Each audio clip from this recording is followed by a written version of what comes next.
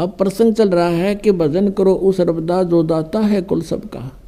जैसे हम श्री ब्रह्मा जी, श्री विष्णु जी, श्री शिव जी की पूजाएं करते हैं तो इन भगवानों की सतिथि इस ज्ञान से पता चलेगा। अब क्या होता है कि जब भगवान शिव ने देखा कि अस्थि पिंजर भी नहीं रहा तेरे पास, फिर उसका मोह भंग हो गया। मोह भंग हुआ तो उसने जो सोचा कि ये हालत मेरी किस कारण से हुई। उसने अपनी सूझबूझ से ये ढूंढा, इसका कारण खोजा कि भी मैंने विवाह करवाया और पत्नी पर विश्वास किया, मेरी पत्नी ने मेरे से विश्वासघात किया, मेरे से पीछे से जाकर के एक परपुरुष से इसने बात की और अन्य रूप धारण कर लिया। ये कुछ भी कर सकती थी, जिस कारण से वो अक्षुब्ध हो गया और उससे बात करनी बंद कर दी कि मैं तेरे ऊपर बहुत विश्वास करता था, तू भी विश्वासघातन निकली, तो मैं किस पे विश्वास करूं। इस निष्कर्ष से भगवान शिव ने सोचा कि मैंने विवाह करवाया तो पत्नी में मोह हुआ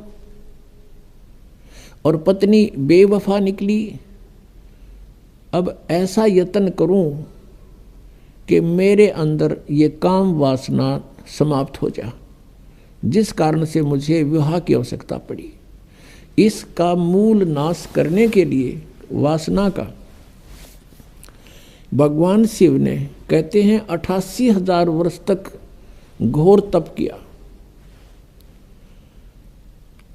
और कहते हैं ये काल ये चाहता है कि कोई भी यहाँ प्राणी विवाह के बिना ना रहे, यानी वासनाओं को कोई कंट्रोल ना कर ले, कहीं यहाँ पर फिर रिवाज पड़ जावे और संतानों उत्पत्ति ना करें। संतानों उत्पत्ति नहीं करेंगे तो मैं खाऊंगा कैसे, हम तो उसके बकरे और बकरियां हैं काल के। इसलिए उसका पूर्ण प्रयत्न रहता है, भरसक प्रयत्न रहता है कि कोई भी प्राणी वासना रहित ना हो जाए। अब उसने क्या किया, कामदेव को एक पुरुष रूप तैयार करके वहां भेज दिया। अपना आत्मा जैसे ऑल आउट होती है, ऑल आउट को कहीं लगा दिया जाओ घर के कमरे किसी कक्ष में, तो वहाँ मच्छर चक्कर काटना शुरू कर देते हैं, उसको ऐसे डगमगा जाते हैं, गिरने लग जाते हैं, उनके बस की बात नहीं होती। ऐसे एक देव है, उसके अंदर उसने ये गुण विशेष भर रखा काल ने, और वो जाकर के वहाँ बैठा दिया उसके आसपास। तो उसके कारण भी भगवान शिव जी में कोई अंतर नहीं हुआ, वो तप करता ही रहा। फिर उसने कामदेव ने अपनी पत्नी, उसका नाम रति है, उसको भेजा। वो बहुत खूबसूरत है, भगवान शिव के सामने डांस करने लगी। उसने सारा कुछ कर लिया, भगवान शिव पर कोई असर नहीं हुआ। और यहाँ तक कहते हैं कि भगवान शिव ने अपना तीसरा नेत्र खोल के और कामदेव को वहाँ नाश कर दिया, भस्म कर दिया। तो फिर ये सब काल के जाल हैं जो ब्रह्मा विष्णु महेश के भी समझ में नहीं आई थी ये बातें। भगवान शिव ने सोच लिया कि मैं अब वासना रहित हो गया, अब ना रहेगा बांस ना बजेगी बांसुरी, ऐसा काम कर दिया। वहाँ से चल पड़े, अपना आराम से विचरने लगे, घूमते रहते हैं, बैठते हैं, फ्री आराम से रहते हैं।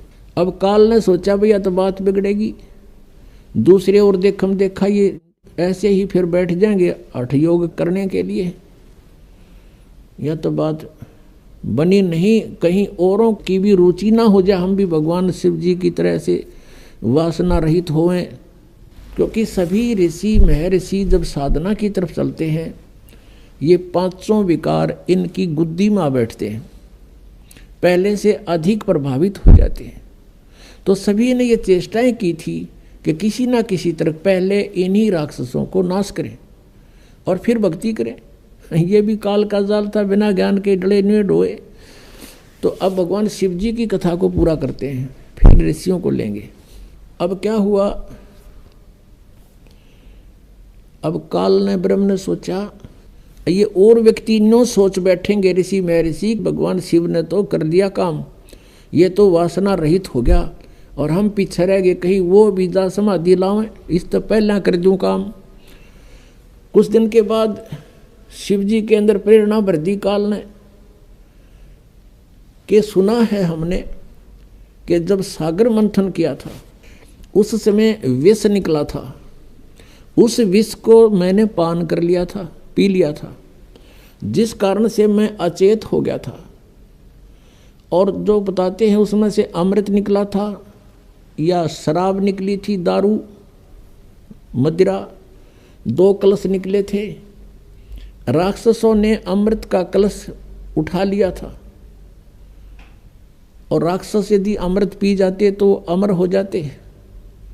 इसलिए भगवान विष्णु ने एक मोहिनी रूप बनाकर एक स्त्री का और राक्षसों में जाके डांस किया था।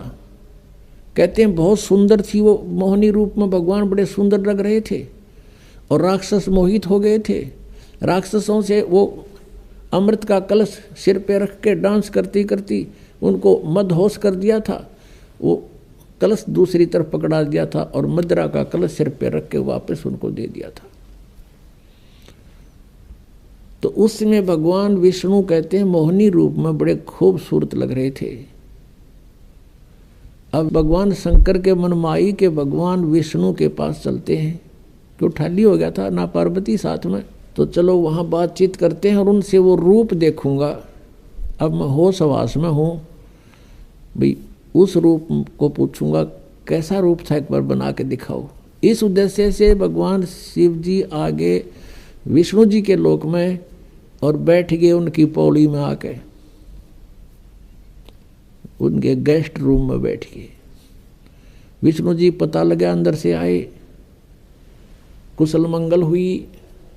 कुछ देर के बाद भगवान शिव ने अपना उद्देश्य जाहिर किया, प्रकट किया कि मैं इस उद्देश्य से आया हूँ।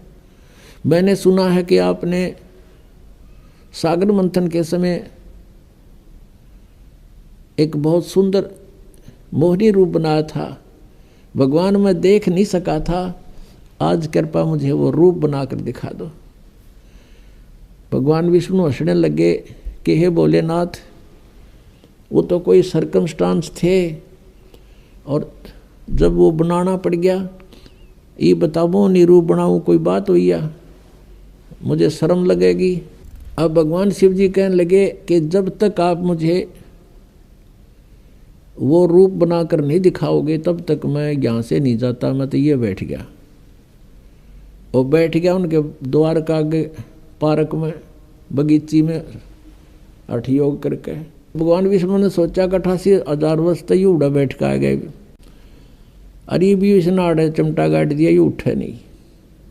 इससे पीछा छुटवाने के लिए भगवान विष्णु ने कहा, वहाँ तो उनसे कहा कि नहीं ऐसा नहीं हुआ करता, ये मुझे शर्म आती है, मैं नहीं ऐसा कर सकता। यूँ कह के अपने घर में अंदर चले गए महल में। वहाँ से अंतर ध्यान हो गए और उसी बाग में, सामने भगवान विष्णु का बाग था उस रेस्टोरेंट का, उसमें कुछ दूरी पर एक सुंदर लड़की का रूप धारण कर लिया।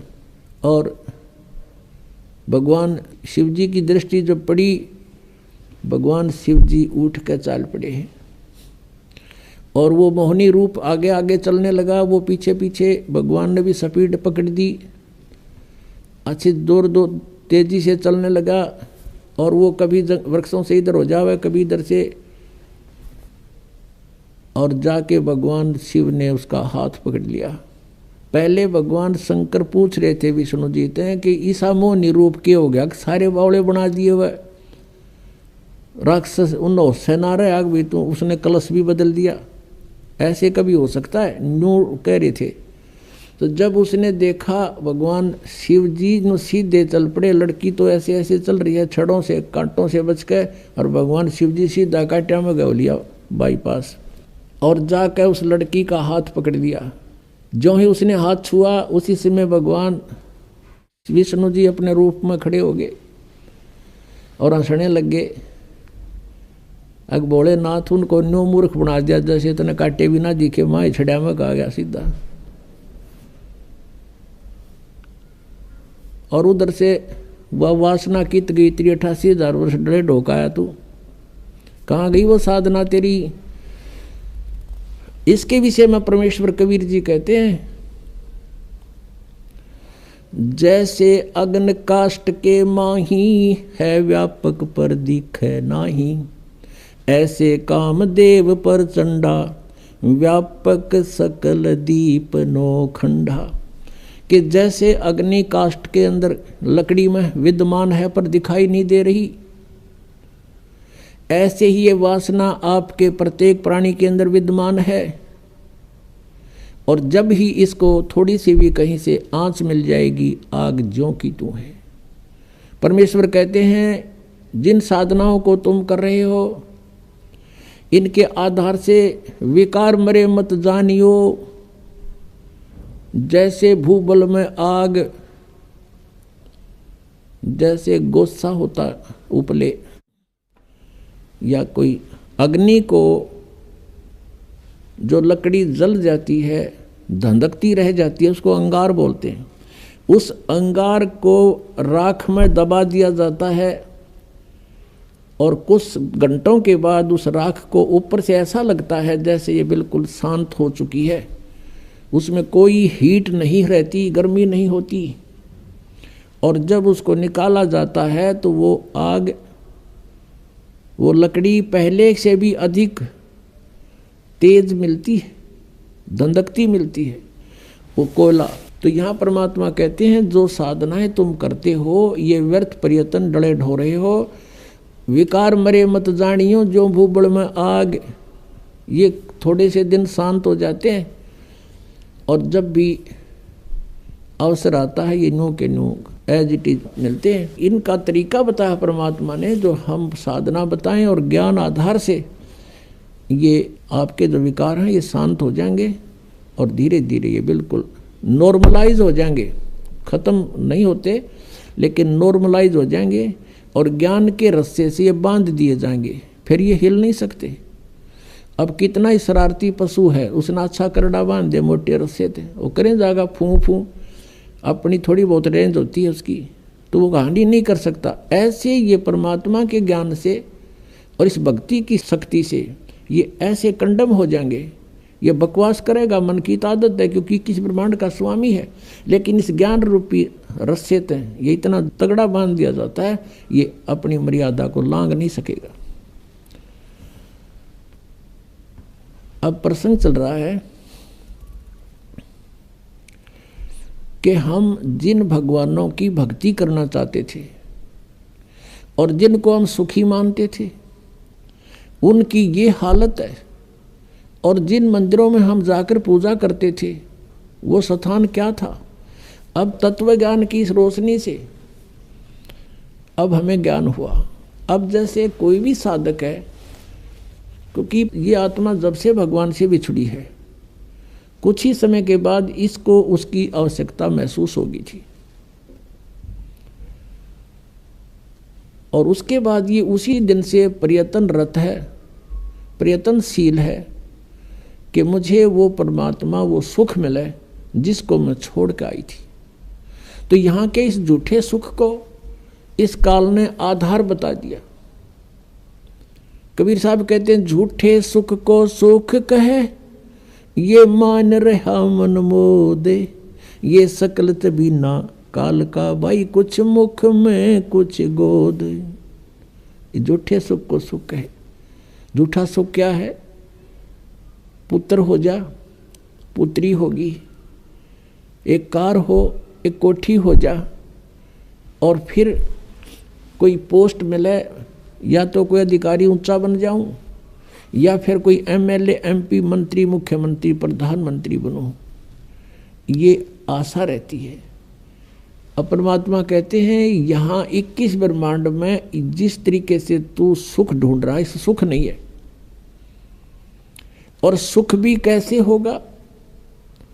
जिन वस्तुओं को तू संग्रह करके प्राप्त करने की इच्छा से और संग्रह करता है, वो सुखदायी नहीं है। निर्धन सोचता है धनवान सुखी, धनवान को सोपन में भी सुख नहीं है। उसका बहुत बड़ा व्यवसाय होता है, पता नहीं कहाँ घाटा हो रहा है, कहीं लाभ हो रहा है, रात और दिन उसी चिंता में, टेंशन में वो सो जाता है, नींद भी नहीं आती है, फिर उठ जाता है। अब धनवान सोचता है ये राजा लोग सुखी होंगे, मंत्री, मुख्यमंत्री, प्रधानमंत्री, एमएलए, एमपी, इनको स्वप्न में भी सुख नहीं है, क्योंकि जो एमएलए या एमपी बनता है वो बहुत से व्यक्तियों का नुमाइंदा होता है, और कोई ना कोई उसकी बाह पकड़े रहे, चल मेरा काम कर। दिन में 100 आदमी जावेंगे तो 100 झूठ बोलनी पड़ेंगी उसने, वो इतना किस किस के काम करा देगा, और बैठा होगा घर फोन पर कह देगा कह दो बार जा रहा है, यानी टेंशन रहित नहीं हो सकता। यही स्थिति मंत्री और मुख्यमंत्री, प्रधानमंत्री की जानो, तो यहाँ जीव सुखी नहीं, और पिछले पुण्य का नाश कर रहे हैं अपने का ये। अब परमात्मा कहते हैं अगम निगम को खोज ले, बुद्धि विवेक विचारे, उदय अस्त का राज मिले तो बिन नाम बेगारे। ओए होए, तुम देख एमएलए, एमपी, सरपंच बन गए, सब का पीटन लग गए। कहते हैं उदय अस्त का राज तुम्हें दे दे, और यदि ये भक्ति तुम्हारे पास नहीं है तो तुम बेगार कर रहे हो। बेगार, बेगार की परिभाषा बताते हैं। एक समय एक टेम्पू वाला प्रतिदिन सवारी लेने आता था, वो एक दिन नहीं आया। अगले दिन उसके साथियों ने पूछा कि दूसरे जो टेम्पू वाले थे कि कल नहीं आया, क्या कारण था, कुशल तो है? उसने बताया कल मैं बेगार में फंस गया था। आज से 40 वर्ष पहले की बात है। उस समय क्या होता था, पुलिस वालों के पास कन्वेंस नहीं होते थे थानों में, और वो किसी ऐसे ही ट्रैफिक में से किसी की कोई जीप पकड़ दी या कोई बड़ा 3 व्हीलर था वो पकड़ लिया, उसको ले गए कहीं रेड लगाने के लिए, मुर्जिम पकड़ने के लिए, या कहीं उन्होंने छापा मारना होता है, रेड डालनी होती है, वहाँ ले गए। तो उस दिन क्या होता है, उसको 4 बजे उठा लिया सुबह, और ले गए इधर के उधर, उधर के उधर, चलो वहाँ चलो वहाँ, और वो तेल भी अपने पल्ले से डाल रहा है, खाना भी अपने पल्ले से खा रहा है, और 1 मिनट की फुर्सत नहीं, सारा दिन इधर चल उधर चल। रात के 12 बजे छोड़ा तो सुबह बता रहा था कल मैं बेगार में फंस गया, 200 रुपये का नाश हो गया। उस समय 200 रुपये आज के 20,000 रुपये, समझ लो कि 20,000 रुपये घर तक खर्च कराया, और 1 मिनट की फुर्सत नहीं, चलो चलो रही, रेल बनी रही मेरी, और 200 रुपये भी अपने पल्ले से बर्बाद कर दिया, पूंजी भी नष्ट करी। इसको बेगार बोलते हैं, यानी इनकम हुई नहीं और खर्चा खूब, 1 मिनट चैन नहीं, समय नहीं, कहीं भी रेस्ट नहीं। तो ऐसे ये उदय अस्त का राज भी किसी को मिल जाए पूरी पृथ्वी का, वो राजा भी ऐसे बेगार कर रहा है, क्योंकि वो अपनी पिछली पूंजी को बर्बाद कर रहा है, और चैन 1 मिनट की नहीं उसने। पुण्यात्मा, हम सुख की परिभाषा ही बोल चुके हैं। एक व्यक्ति के 3 बेटे थे, एक की मृत्यु होगी। अब वो रोए बेचारा, उसको सांत्वना देने के लिए आए। उनमें से एक व्यक्ति ऐसा भी था जिसका एक का पुत्र था, और उसकी मृत्यु भी 3 वर्ष पहले, 4 वर्ष पहले हो चुकी थी। तो उन्होंने बताया, वो सांत्वना व्यक्त करने वालों ने, कि भाई अब कुछ नहीं बनने वाला, संतोष करो, देखो इसका इकलौता पुत्र था, वो भी मृत्यु को प्राप्त हो गया, इसने भी संतुष्टि कर ली, सब्र करो। उस व्यक्ति को जिसके 3 पुत्रों में से एक की मृत्यु हुई थी, राहत की सांस ली, रोना भी बंद कर दिया, और फिर क्या सोचता है कि हे भगवान, इससे तो मैं ही अच्छा हूँ, इससे तो मैं ही सुखी हूँ, मेरा तो 2 और बच गए हैं, इसका तो एक ही था और वो ही मृत्यु को प्राप्त हो। बताओ, इससे उसने क्या मिल गया? क्या वो लड़का जीवित हो गया? तो ऐसे हमने अपना इस सुख की परिभाषा बदलनी पड़ रही है मजबूरी में। एक व्यक्ति कह रहा था कि मेरी पुत्री का जन्म हुआ, जन्म होते ही उसके गुदा नहीं थी, बड़ा चिंतित हुआ, खाना पीना छूट गया, इतनी टेंशन पूछो मत। हम ले गए मेडिकल में, सरकारी हॉस्पिटल पीजीआई में, उन्होंने एडमिट कर ली लड़की, वहाँ देखा 4 केस और थे ऐसे ही, फिर मुझे संतुष्टि होगी, ओहो चलो ये और भी है ऐसे ही। बताओ उसकी लड़की क्या कौन सी गुदा लाएगी उनको देखने थे। तो ये हमने न्यू देख लिया, और दुखी है तो हमने कोई चिंता नहीं, हम भी दुखी हैं, तो वो दुख को सुख मान लिया। तो परमात्मा कहते हैं झूठे सुख को सुख है ये मान रहा मनमोद, और ये सकल चबीना काल का, और कुछ मुख में कुछ गोद है। अब परमात्मा कहते हैं जहां तुम जिस लोक में और जिन स्वर्गों में तुम सुख खोजने चले हो वहां सुख नहीं है। परमात्मा कहते हैं आगे गए ना बावड़े, रहते भी सब जान, बिन साहेब की बंदगी कहीं ठोर ठिकाना ना। कि जो पहले चले गए तुम्हारे यहाँ से, उन्होंने तो आके तुम्हें कुछ बताया ना, हमारी केबरन मैटी हुई, और बाकी बच रही है भी ऐसे ही चले जाएंगे। बिन साहेब की बंदगी भक्ति की तो ठोर ठिकाना ना। क्या बताते परमात्मा, जैसे मोती ओस का ऐसी तेरी आवे, गरीब दास करो बंदगी भाई बहोर ना ऐसा दाव। अब जैसे आप जी का मनुष्य जीवन है, मनुष्य जीवन में किसी ने पुण्य भक्ति की, पुण्य के साथ यहाँ पाप भी साथ डिपॉजिट होते हैं, पुण्य कम बनते हैं पाप ज़्यादा बनते हैं। ये ऐसे अक्षेत्र में आप रह रहे हो। जैसे आप जी यहाँ ऐसा स्थान है, जैसे एक कोई फील्ड होता है, खेत है, और उसमें कुछ भी ना जो है ना उसकी गुडाई करो ना उसको संवारो, उसमें अपने आप घास फूस अड़ंगा कुबाड़ इतना उग जाएगा दिखे नहीं धरती, और उसमें हमने खाने योग्य अपना अन्न प्राप्त करने के लिए, कनक बीजने के लिए उसमें कितनी मेहनत करनी पड़ा है। पहले तो अड़ंगा काटना, फिर उसको हल या ट्रैक्टर से गुड़ाई करनी और जो उसको बाना, और फिर उसमें खर्चा लग गया, मेहनत और परिश्रम लग गया, और फिर उसमें खाद बीज डाला वो भी पैसे से, खाद डाला वो भी मोल, फिर सिंचाई करी उसका भी टैक्स, यानी इतना कुछ खर्चा करके जब वो 2 दाने प्राप्त हुए और वो घास आप पर जाम गया, उसमें डंगा जिसकी कति आवश्यकता नहीं थी। तो ये ऐसा क्षेत्र है जहां हम रह रहे हैं। परमात्मा कहते हैं पृथ्वी ऊपर पगजो धारे और करोड़ जीव एक दिन में मारे, हरी भांति पृथ्वी के रंगा, अंत कोट जीव उड़े पतंगा, जो चौका तुम देवो नेता, सत्य ब्राह्मण की है हत्या। ब्राह्मण सेंस हत्या जो हुई, जल स्नान कर तो सोई, खान पान में दमन प्राणी, और कैसे पाओ तुम मोक्ष निशानी।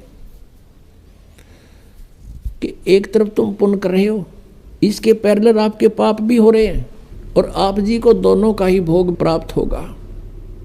आपके पुण्य अलग से लिखे जाते हैं और पाप अलग से लिखे जाते हैं। आप पुण्य के आधार से स्वर्ग गए,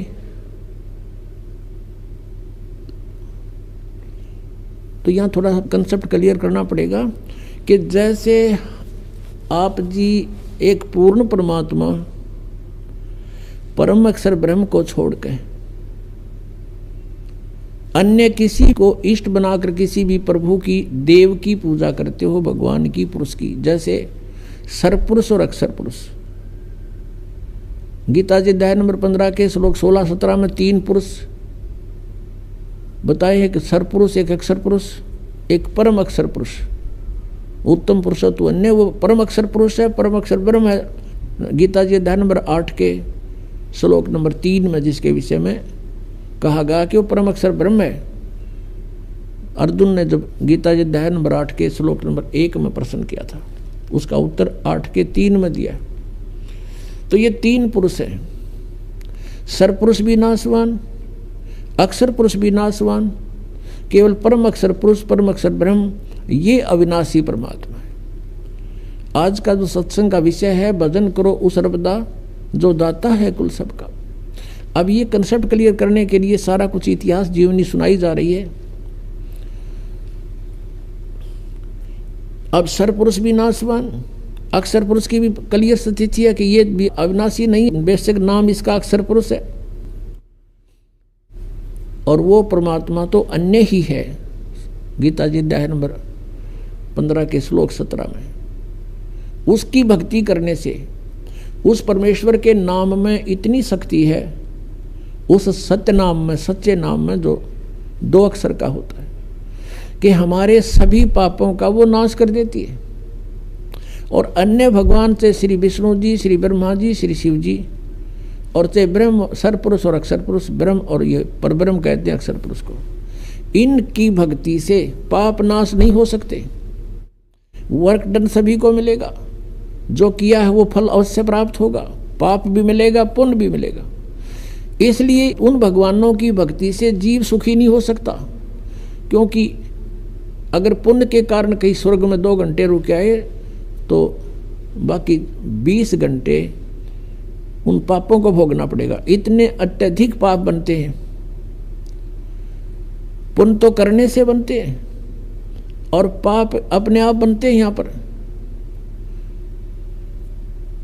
अब प्रसंग क्या है, अब कारण क्या है कि जैसे किसी ने लाइसेंस बनवा रखा है, ड्राइविंग लाइसेंस यानी गाड़ी चालक का लाइसेंस बनवा रखा है, सर्टिफिकेट, तो वो गाड़ी चलाता है, यदि उससे दुर्घटना हो जाती है तो वो 90% बरी है कि भी ये ट्रेंड आदमी है, ये अनजान नहीं था, इत्तेफाक से दुर्घटना होगी, किसी दूसरे की भी गलती से हो सकती है। तो इसलिए इसको निर्दोष साबित कर दिया जाता है। और जिसके पास लाइसेंस है नहीं, गाड़ी चला रहा है, उससे दुर्घटना हो जाती है तो सीधा अंदर जेल में होता है वो, उसका कोई विकल्प नहीं। उससे कोई मृत्यु हो जा गाड़ी के नीचे, उसका कोई विकल्प नहीं बचा होगा। तो ऐसे जो बगैर गुरु के यानी लाइसेंस बनवाए अधिकारी के बिना अधिकारी होते हैं, ये सभी नहीं होते। अब जैसे राजा परीक्षित को सर्प ने डसना था और बताया गया उसको कि किसी को गुरु बना और उससे श्रीमद् भागवत की कथा सुन। अब वहाँ पर उसके लेखक भी बैठे थे, व्यास जी, उसने भी गुरु बनने से इनकार कर दिया और पाठ कथा करने से भी इनकार कर दिया, क्योंकि वो अधिकारी नहीं थे और अधिकारी और 7वें दिन परिणाम आना था उसका। इसलिए सब पीछे को खिसक गए कि नहीं, हम गुरु पद योग्य नहीं है। तो कहाँ से? स्वर्ग से। और सुखदेव जी को बुलाया गया, वहाँ राजा परीक्षित ने उनको गुरु बनाया और फिर उन्हें 7 दिन कथा सुनाई। तो अनधिकारी से लिए हुए नाम से भी आपको कोई राहत नहीं मिलेगी, अधिकारी से लिए हुए नाम से भी आपको राहत मिल सकती है कि इच्छा कर मारे नहीं, बिन इच्छा मर जा। लेकिन आपके संचित कर्म बहुत होते हैं। अब इन भगवानों की साधना से, चाहे आपने गुरु बनाकर भी कर रखे हैं, तो भी आपके पाप डिपॉजिट अलग से होंगे ही होंगे। यहाँ का विधान है, जैसे कर्म करेगा वैसे फल मिलेंगे। केवल एक परमात्मा है, परम अक्षर ब्रह्म, उसकी भक्ति करने से और उसके अधिकारी संत से लाइसेंस बनवाने से यानी उपदेश ग्रहण करने से, दीक्षा लेने से आपके पाप नाश हो सकते हैं, और से नहीं। तो यहाँ प्रसंग है कि कहते हैं, जब ही सतनाम हृदय धर्यो भयो पाप को नाश। और जैसे चिंगारी अग्नि की भाई पड़े पुराने घास, करोड़ों टन सूखा घास फूस पड़ा हो और उसमें एक माचिस की सीख जला के लगा दे, सारे का नाश करके राख बना देती है। और चलती हवा उसको इधर उधर, आंधी तूफान उसको उठाकर फेंक देता कहीं का कहीं, वो अक्षेत्र क्लियर भी हो जाता है। ऐसे ही परमात्मा कहते हैं, जैसे सूरज के आगे बदरा ऐसे कर्म छयारे, और प्रेम की पवन करे चित मंजन दल के तेज नयारे। प्रेम की पवन चलेगी जब परमात्मा के मंत्र के साथ, वो तो फूंक देगा और फिर प्रेम की पवन और करे चित मंजन, भगवान में एक प्यार जागृत होगा, आंखों से आंसू चलेंगे। कहते फिर वो हवा फेंक देगी, उस सारी राख को भी कहीं की कहीं पटक देगी। अब ये क्लियर हुआ कि जो भगवान परमेश्वर कबीर जी की साधना करते हैं, उनके संचित कर्म भी और उनके प्रारब्ध के कर्म भी नाश होते हैं, लेकिन भगवान ब्रह्मा विष्णु शिव और ब्रह्म और सरपुरुष यानी ब्रह्म और परब्रह्म अक्षर पुरुष तक सरपुरुष और अक्षर पुरुष, इनकी भक्ति से ना तो प्रारब्ध में कोई परिवर्तन हो सकता और न ही आपके संचित कर्म का नाश हो सकता। क्रियमान कर्म ज्ञान से कुछ बचाव हो जाता है, संतों का संग करने से, ज्ञान के समझने से कुछ पापों से, क्रियामान पापों से बच सकते हैं। जो कर रहे हैं उनसे कुछ फर्क पड़ जाता है, लेकिन प्रारब्ध में कोई परिवर्तन नहीं होता। जैसे भगवान श्री विष्णु जी को श्राप दिया था नारद जी ने भगवान से विष्णु रूप मांगा था, हरि रूप विवाह कराने के लिए, और विष्णु जी ने उनको यानी भगवान ने उनके बंदर का मुंह लगा दिया। जब नारद जी को पता चला कि तेरे साथ शरारत कर दी विष्णु जी ने, उसको श्राप दे दिया कि आज तूने मेरे को बंदर का मुंह लगाया है। एक औरत के लिए आज मैं व्याकुल था, एक पूरा जीवन तू अपनी पत्नी के वियोग में बितावेगा। उसका श्राप का फल भी भगवान विष्णु ने श्री रामचंद्र रूप में भोगना पड़ा। और जो मुंह तूने मेरे लगाया है, इस मुंह के जैसे व्यक्ति यानी जीव तेरी मदद करेंगे। बंदरों ने उनकी मदद की। और फिर श्री रामचंद्र जी रूप में यानी विष्णु जी ने जन्म लिया। वो सारा आपने सुन लिया कि उन्होंने किस किस प्रकार वो अपना जीवन व्यतीत किया। और जैसे ये भी आपने सुन लिया कि उन्होंने बाली को मारा था, वो उनके प्रारब्ध में लिख दिया गया, तो उसका बदला भी उन्होंने भोग कर ही पूरा करना पड़ा। वो उसको नाश नहीं कर सके, अपने प्रारब्ध के पाप कर्म को भी नाश नहीं कर सके,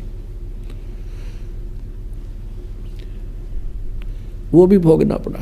अब प्रसंग चल रहा है कि हम तुम कौन राम का जपते जापम और ताते कटे ना ये तीनों तापम। अब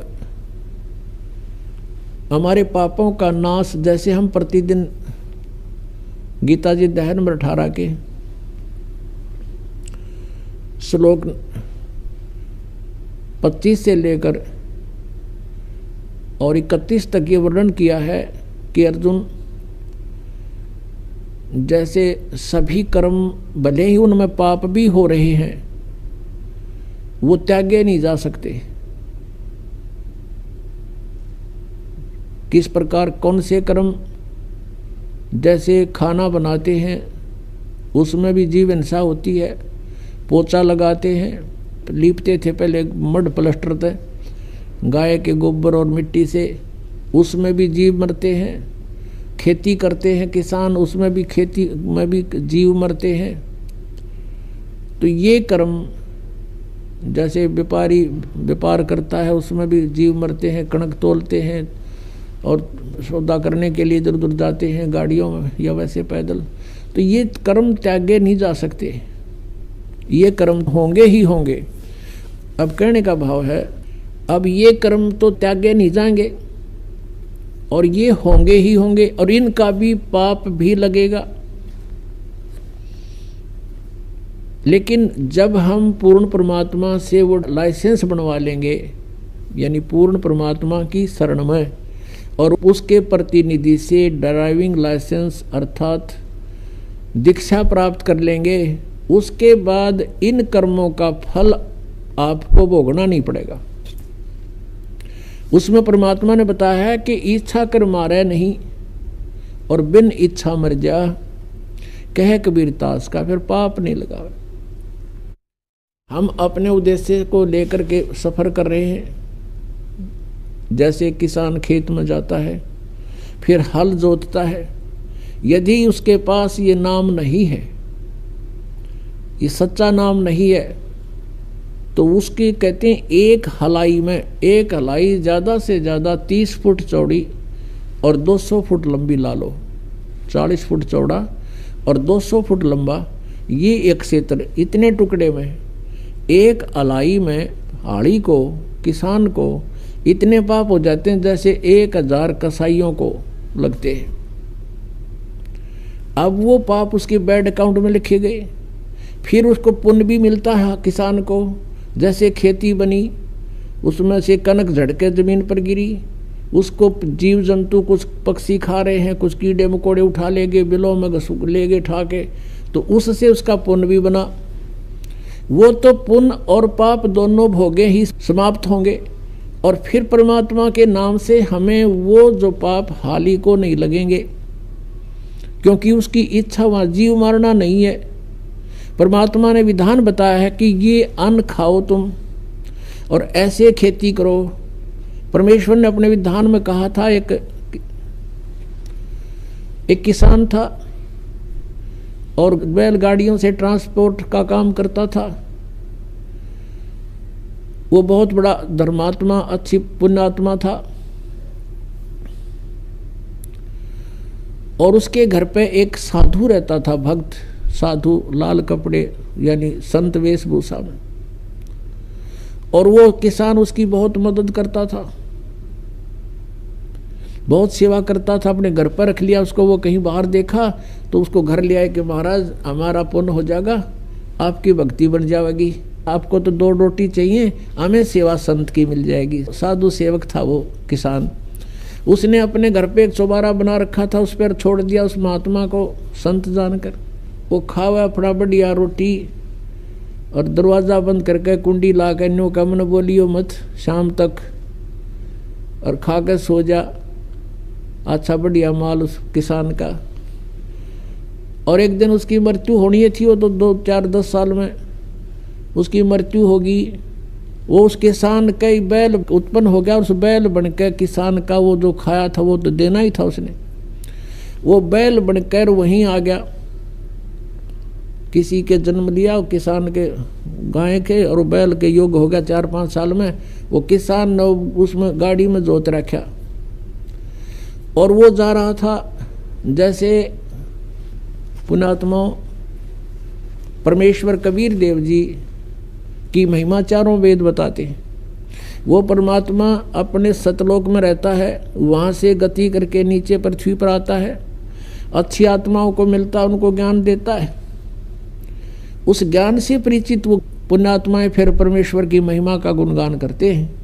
उनमें से एक आदरणीय गरीबदास साहिब जी गांव सुरानी, जिला झज्जर वाले थे। ये बेरी गांव का किसान था, जिसके विषय में ये दास बता रहा है कि बेरी गांव है जिला झज्जर में, रोहतक से 20 किलोमीटर होगी लगभग। उस बेरी गांव का वो किसान था, और वो कहीं इधर नजफगढ़ की मंडी में, जो पहले पुराने समय की बात है 250 वर्ष पहले, कच्चे रास्ते होते थे, बैलगाड़ी से अपना ट्रांसपोर्ट का काम करता था। यहाँ से कणक ले जाता, वहाँ से शक्कर भर लाता नजफगढ़ की मंडी से।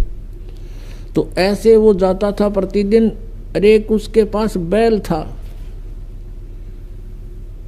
गोरे से रंग का, और वो बैल चलता चलता गाड़ी में बैठ जाता था, चला नहीं था। फिर उसका दे लट्ठा आछी पिटाई करके फिर खड़ा होता था, फिर कुछ देर दूर चलता था, फिर बैठ जाता था।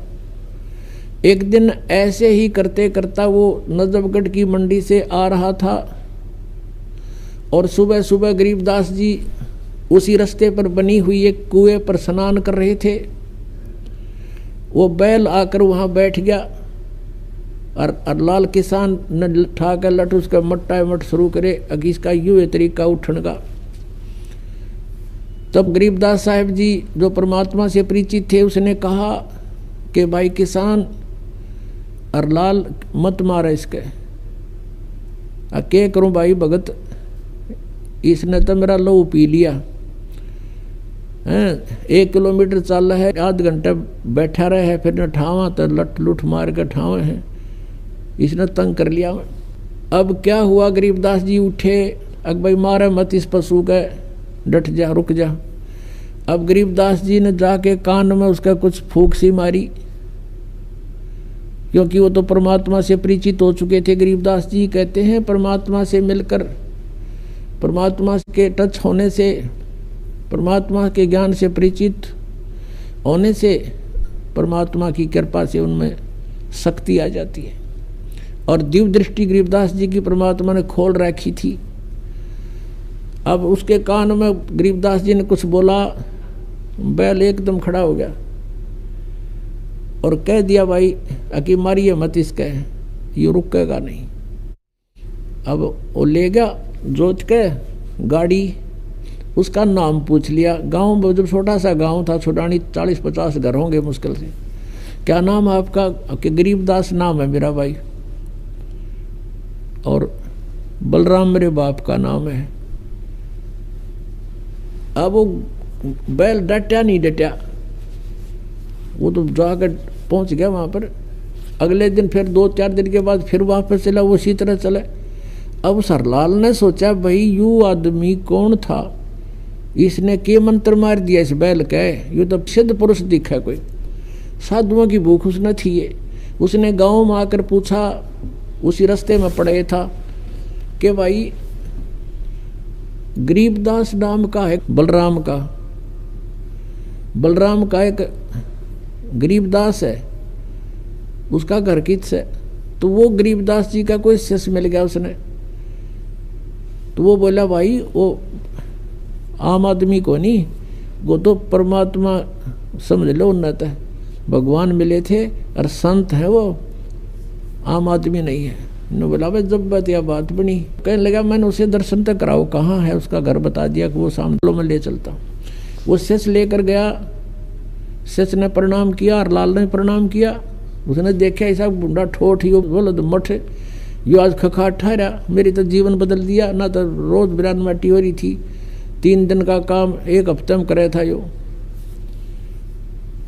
अब दूसरे बैल तभी आगे चले है। तब उसने पूछा कि हे महाराज जी, आपने इस बैल के जादू कर दिया? तब गरीबदास जी ने पूछा कि भाई एक बात बता, तेरे घर पे कोई बाबा जी रहा करता? अखां जी रहा करता, और आपने खूब गे चलवे खुआए चुरमे कर करके उसताई। अखां जी खूब सेवा करी महात्मा की। उसने कहा मैंने भाई भक्ति ना करी, तेरा खा गया सो गया। अब यू बैल वो बाबा जी है, अब ये तेरे लठ खा पूरे करे। आदत इसकी विवाह बिगड़ रही है, खा और सो जाऊं, परीब के सोन दे है। तो इसने ये भी इसका लठ मारा है, हर तेरे पूरे कर रहा है। भाई मैंने इसको यही कहा, भाई लठ खा के कर ले, अर्चे राजी खुशी कर ले बेटा, ये तो तूने पूरे करने पड़ेंगे। खाओ था चूर मेर सो जा था। तब इसका यह बात समझ में आ गई, भाई मेरी आज्ञा का पालन कर दिया, तेरे पूरे करेगा भी वो। अपने आत्माओं कहते हैं सत्संग की आधी घड़ी और परमात्मा कहते तप के वर्ष 1000 तो भी बराबर है नहीं, कहे कबीर विचार। अब देखो करे करावे साइया मन में लहर उठा, दादू से दर्जीव के वो आप बगल हो जा। अब वो परमात्मा का शिष्य था कभी किसी जन्म में। ऐसे जो सर्कमस्टांस होते हैं परमेश्वर करता है, और उसने भक्ति करी को ना, फिर 84 लाख योनियों में जा फंसा। अब वहाँ भी उसको राहत दिला दी। अब हरलाल के मन में ये आई कि भाई महात्मा था, अपनी करनी पाओगा, आज के बाद मैं इसने बैल न कति प्रयोग नहीं करूँ। वापस ले जाके उसके बाद गाड़ी उड़े छोड़ दी, 9 किलो बैलगाड़ी खाली कर लिया, दूसरा बैल मोल लिया, वो जोत दिया, पाछे बांध के घर ले गया। घर जाके अलग से बांध दिया, चारा चरावे पानी प्यावे, प्रयोग नहीं किया। अब उसको वहाँ भी राहत दे दी, परमात्मा ने दिवा दी अपने हंस को। कोई था पिछले जन्म का निकम्मा, खाओ था सो जा था। अब उसके बाद हरलाल ने सोची भाई इस महात्मा से तो कुछ ज्ञान सुनना चाहिए। फिर परमात्मा ने ज्ञान सुनाया, कोट जन्म तन भरमत हो गए, कुछ ना हाथ लग्या रे, कुकर सुकर खरबा बोरे, कौआ हंस बगारे। सारी कथा सुनाई। अब एकदम प्रभावित हो गया वो किसान हरलाल, और उनको ये कर्मों से परिचित कराया कि 1 अलाई और 1000 कसाई बराबर पाप लगा। तो इस चीज़ से वो प्रभावित हुआ और कहने लगा भगवान मुझे तो अपने पास ही रख लो। गरीबदास जी से कहा। गरीबदास जी बोला भाई हमारा मार्ग अब ऐसे रखने का नहीं है, हम तो वो विधि बताते हैं जिससे तुझे पाप नहीं लगेगा। अब खेती करूं तो उसमें पाप लगे। हरलाल बोले और ये गाड़ी बाहू इसमें पाप लगे, आपने विधान बता दिया सारा। अब भगवान यूँ कर्म मेरे तो को ना, और मुझे अपने पास रख लो, आपकी सेवा कर दूंगा। तब गरीबदास जी ने कहा था कि हमारा यूँ मार्ग यूँ नहीं है भाई, हमारे पास एक ऐसा साबुन है, प्रतिदिन जो मैला कपड़ा होता है उसको डेली धो ले, साफ हो जाता है। ऐसा नाम दूंगा कि इच्छा कर मारे नहीं, बिन इच्छा मर जा, कह कबीरदास का पाप नहीं लगे। गरीबदास जी ने कहा था कि गाड़ी बाहो खुश रहो और खेती करो खुशहाल, और पर साईं सिर पर राखिए सही भगत हरलाल, कि अपना काम भी कर और इस मंत्र का जाप रख, मर्यादा ना तोड़ना, तो सही भगत हो गया हरलाल, अपनी भक्ति कर।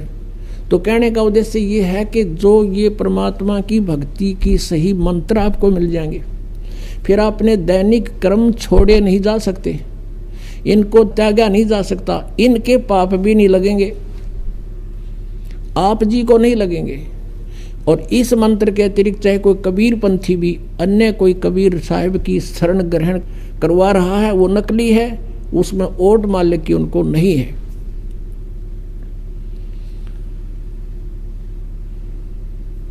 तो प्रसंग चल रहा है कि किस परमात्मा की भक्ति हम करें और कौन से भगवान से हमें पूर्ण राहत मिलेगी। तो ऐसे जो साधना आपने देखी, भगवान विष्णु, भगवान ब्रह्मा, भगवान शिव जी की साधना, और उनकी आप पे दुर्गति, आप ही कर्मों के फल को उन्होंने भोगना पड़ता है। तो इनके उपासकों को क्या राहत मिलेगी, अंडरस्टूड है। ब्रह्म के बारे में आपको बता दिया कि ब्रह्म का ओ मंत्र है, और ब्रह्म केवल 21 ब्रह्मांड का स्वामी है, यह सरपुरुष है, इसको ज्योति निरंजन भी कहते हैं। इसकी भी मृत्यु होती है, इसके अंतर्गत जितने भी प्राणी हैं ये भी स्थिर नहीं है। और जब तक जन्म और मृत्यु है, जीव को सुख नहीं हो सकता, परम शांति नहीं हो सकती। अक्षर पुरुष ये 7 संख ब्रह्मांड का स्वामी है, 7 संख ब्रह्मांड का, और इसकी भी जन्म मृत्यु होती है। इसके अंतर्गत सभी प्राणी भी नाशवान है, भले उनकी आयु लंबी है, और सभी योनियां उनको भोगनी पड़ती है।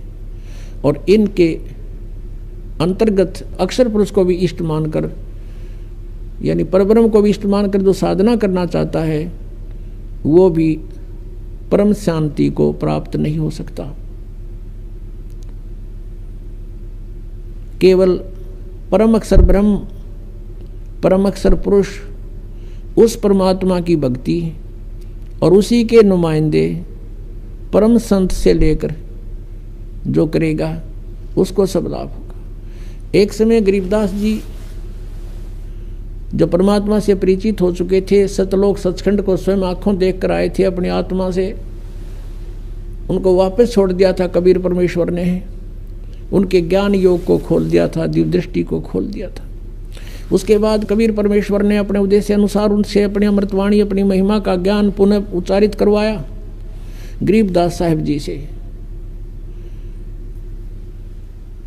आदरणीय गरीबदास साहिब जी ने वो वचन परमात्मा की आंखों देखी महिमा बोली, और एक गोपाल दास नाम के एक दादूपंथी संत थे, उन्होंने, भगत ने, वो सब परमात्मा की महिमा की वाणी गरीबदास जी के मुखारविंद से उच्चारित लिपिबद्ध की गई। उस वाणी में इतनी कसक है, जैसे आप जी को हम नित्यनेम के लिए देते हैं, सुबह सुबह की वाणी, शाम की आरती, दोपहर की रामायणी, 3 समय की हम आपको भक्ति बताते हैं। ऐसा ही वेदों में विधान है कि परमात्मा की भक्ति 3 समय की होती है। तो वो साधना करते हुए गरीबदास जी के कुछ शिष्य हो गए थे, वो साधना करते हुए जहाँ भी जाते थे वो अपने नित्य नियम अवश्य करते थे।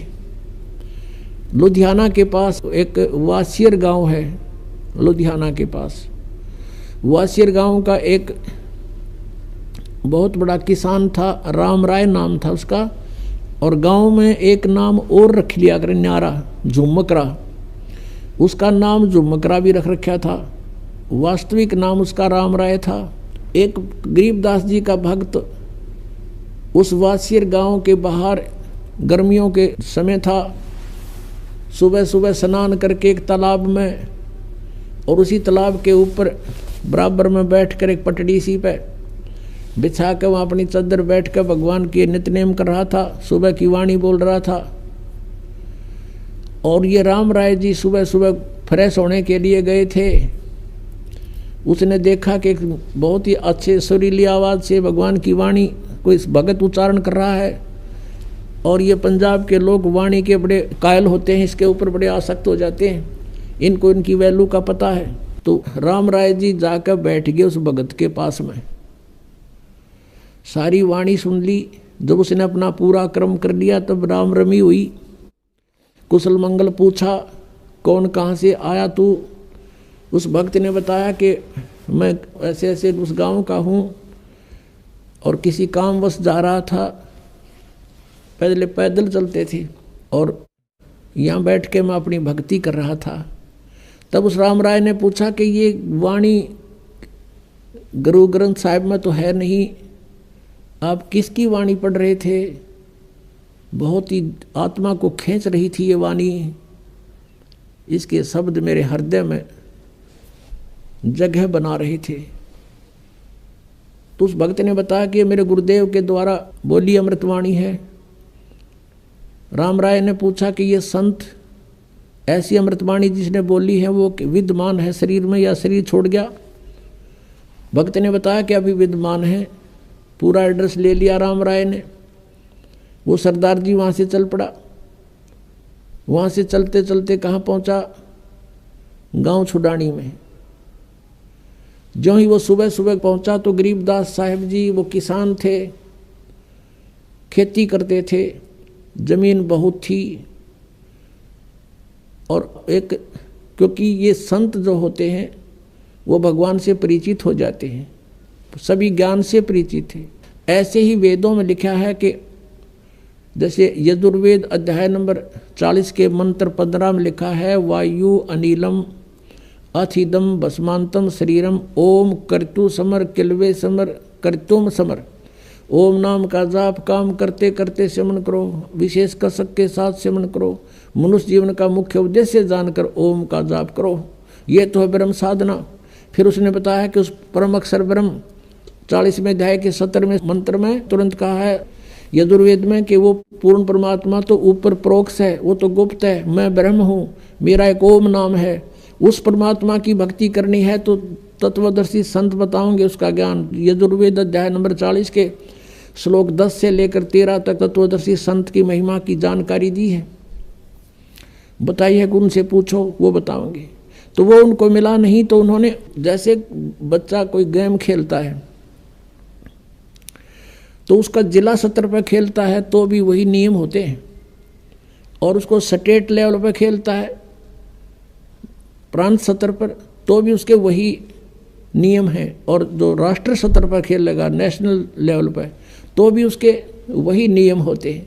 तो जितने भी साधना हैं साधक यही नियम थे कि जैसे सूक्ष्म वेद में परमेश्वर ने आके बताया कि नाम उठत नाम बैठत नाम सोवत जागवे, नाम खाते नाम पीते नाम से ती लागवे। यानी कर्म योगी बने रहना और भक्ति करो, चलते फिरते उठते बैठते, कोई विशेष स्थान पर बैठने की विशेष आवश्यकता नहीं। अगर समय है कोई काम नहीं है तो बैठ के करने में कोई पाप नहीं, किसी प्रकार लेट के बैठ के भी कर सकते हो। इस आधार से गरीबदास जी सुबह सुबह अपना खेतों में सैर सपट्टा भी हो जाता, और आते समय वो घूम फिर के आते थे और पशुओं का चारा कुछ काट कर खेतों से सिर पे रखकर बंडल बरोटा वो लाते थे। तो अब राम राय ने जाके पूछा, भाई गरीबदास महाराज का घर कहाँ है? कोई भक्त मिल गया, उसने कहा कि सामने चले जाओ। कोई शरीफ साहब भी मिल गया, वो कहने लगा सामने जाओ, और वो उनका मकान है। वहाँ गए तो वहाँ 5-4 भक्त बैठे थे, इंतज़ार कर रहे थे गरीबदास जी की, प्रतिदिन मिलने आते थे। उनसे पूछा भी महाराज जी कहाँ हैं? राम राय ने, उन्होंने कहा भी खेतों में गए हुए हैं। राम राय जी ने पूछा कितनी देर में आएंगे? साधु संत का कोई भरोसा नहीं, आवें तब आ जाना, तो 12 बजे भी आवें। उनकी मौज है, खेत में गए हैं, कहीं काम भी लग गए होंगे। अब राम राय जी ने सोचा भी मेरे तरफ है संत की दर्शन करूं, पीछे आहार करूंगा। अब 250 कोस आ गया, यानी वहाँ से 400 किलोमीटर पहुँच गया हूँ। 10 कदम और भर लेता हूँ। उनसे पूछ लिया किस साइड में गए हैं, कि साहब ने चला जा रास्ता है। अब राम राय जी उस रास्ते चल पड़े और बता दिया था कि आगे एक कुआं है, एक झोंपड़ी मिलेगी, वहाँ शायद वहाँ मिल सकते हैं। उसने सोचा चल इतनी दूर आया हूँ, साधु के दर्शन करके आहार करूँगा। आगे से क्या देखा, गरीबदास जी आ रहे हैं, सिर पे पशुओं का चारा लेकर, बरोटा ज्वार का, किसान रूप में। वो तो एक सिंपल जैसी वेशभूषा हरियाणा की थी, धोती और कुर्ता, उसी में अपना आ रहे थे। और राम राय जी का दृष्टिकोण था कि साधु संत पावेगा, या तो गल में माला होगी, बड़ी बड़ी जटा होगी, दाढ़ी बढ़ होगी, राख रमा रखी होगी शरीर के ऊपर, हाथ में चमटा होगा, या कति लाल कपड़े होंगे, मुंड मुंडा रखा होगा, तिलक ला रखे होंगे।